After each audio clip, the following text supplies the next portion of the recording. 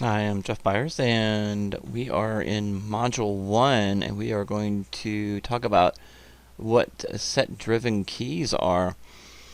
Set-driven keys are basically you can create an association between two pairs of attributes, or between two objects, if you wish, where one attribute value will drive the other attribute value. So we've got, let's create two things.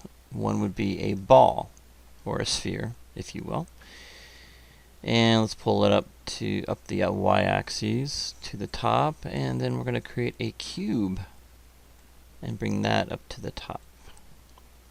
So I'm just going to type in, I think 0.5 will do it, and then on the sphere it'll be 1 in the y value. And I'm going to go ahead and hit the 5 key. Alright, so basically what I'm going to do here is I'm going to take this cube, and if I move it forward or backwards, this ball will scale up and down. Okay, you can't do it. I suppose I could keyframe it. It's not the same as keyframing it. Yeah, I could take this and keyframe this moving forward and then this scaling up, but that's not what I want to do. I don't want to use keyframe animation. This is not what I'm talking about when I'm doing set-driven key. What I want to do is I want to set an attribute between this one, saying that if I move this forward, this will get bigger. If I move it back, it'll get smaller. Okay? So what I'm going to do, I'm going to select both objects under poly modeling. I'm going to click on the delete by type history and freeze transformations. That will clear all these nodes out and keep it nice and clean. So if I click on the cube, you see that I don't have any history under the cube. If I click on the sphere, I don't have any history in the sphere. And if I click on this one, you can see this is all zeroed out. If I click on this object that's zeroed out, it's really important that you zero things out and freeze transformations to make sure that this will work for you. Okay, so where is set-driven key? So it's up in under animation, so you need to go under the menu shelf bar and go into animation, and it is under key, under set-driven key and set, and that will open up your box. Now you don't have to have anything selected. It's probably better you don't. You can open that up without having anything selected, but I had my cube selected, so it will put it under driven. But I don't want that. I want my cube to be the driver. So we're going to make, if I do something with the cube, it will make this object do something. So the idea is to make this the driver. So click on the cube and make it load driver. That'll put it up here. Now I need to know, if I move that forward, what's going to happen with this object. Okay, so what I'm going to do is this cube will make the object do something. So I'm moving it in the translate Z. You can see which direction I'm in. Okay, so I need to make sure that the translate Z is on. Okay, so I need to coincide and make sure that's correct. So I'll go ahead and zero this out like that, and the sphere will be the driven, so I want that to be put down here. So that'll be the sphere, that's the driven. Okay, so this cube will drive this. Okay, so I want this to basically, if I were to scale this object up, so if I go in here and I scale this object up, okay, you can see how this is articulating that. So again, make sure that cube is set at translate Z, and the scale here, we'll go ahead and set that out to 1. Okay, back to where it was. Alright, so that's going to be the scale, so I'm going to highlight those. So the sphere will be scaled, and the cube will be moved, okay, in the Z translate. Alright, so let's go ahead and get them both set up. So I'm going to click on the cube and key. I'm going to click on the sphere and key. So they're both keyed now. Okay. Alright, so each one of those are keyed. Okay. Right, so that's keyed, and this one is keyed. Right? But this is going to be the driver, so what's going to be influenced is this, and you can see the scale's been influenced here. Okay, with the blue markings on it. Alright, so I'm going to take the cube and move it forward. Okay, I'm going to set a key for that. Okay, for that being moved forward. And for the sphere, I'm going to go ahead and scale that up a little bit and set a key. Okay, if this worked out properly, if I click off and I click on the cube and hit the W key and move it back, you can see that the object has been keyed and set up as a set-driven key.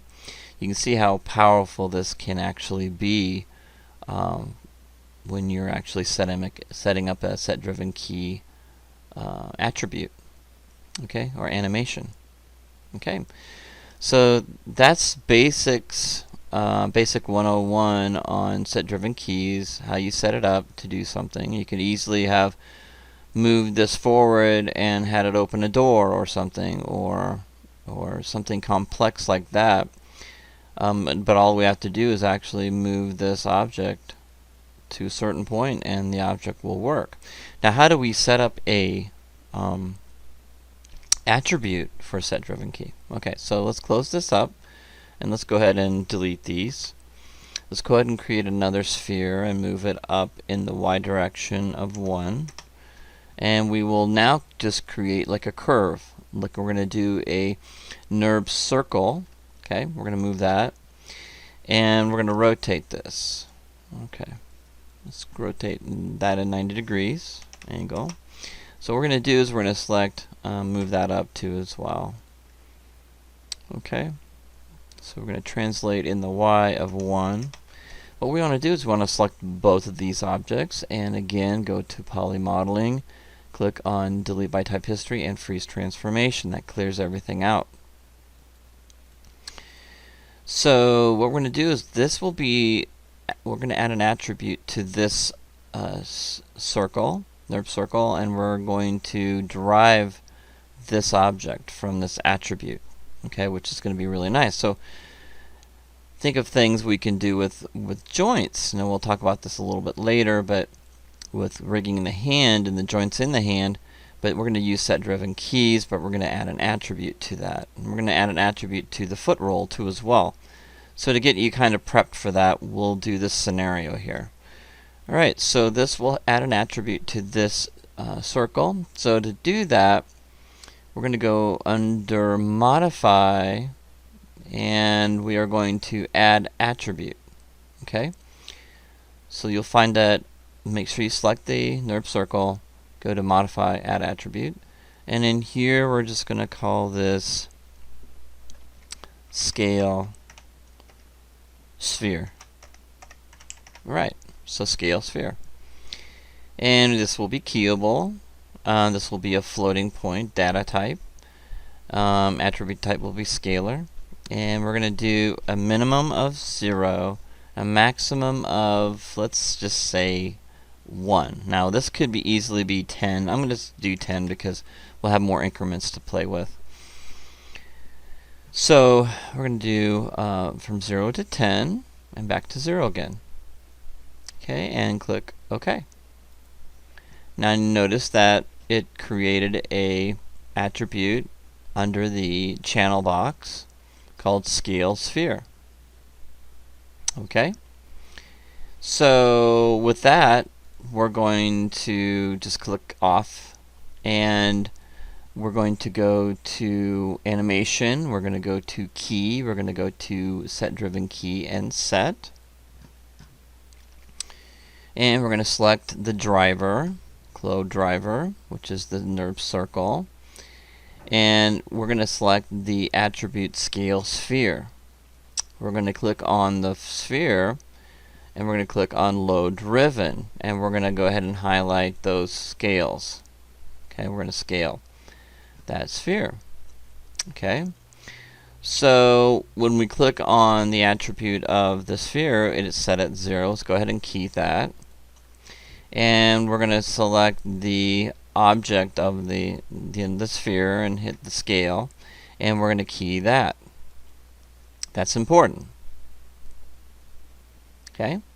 Right, so these two are keyframed now. Okay? Alright, cool. Alright, so what we're going to do now is click on the NURB circle, and we're going to type in 10 this time. 10. Okay? That's going to be the maximum. Okay, we're going to go ahead and keyframe that.